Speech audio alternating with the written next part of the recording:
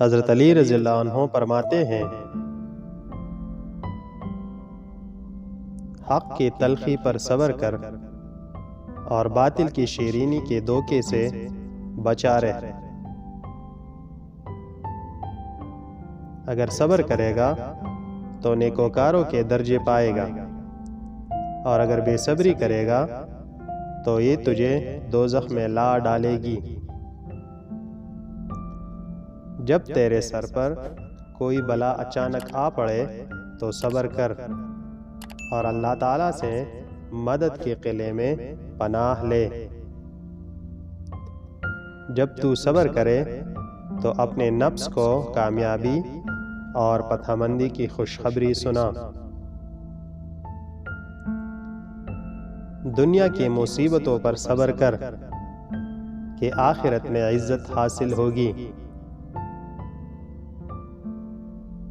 صلہ رحمی نعمتوں کو جاری کراتی اور عذاب کو ہٹاتی ہے۔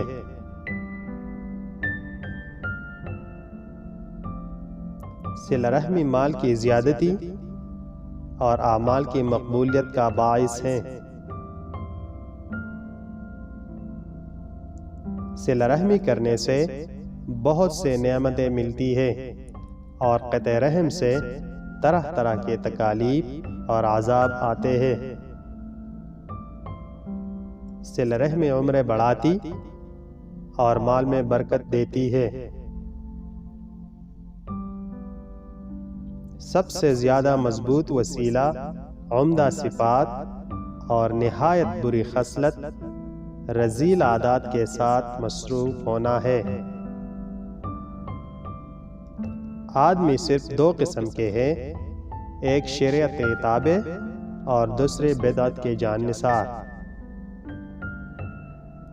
دیکھنے کے لیے بہت بہت شکریہ۔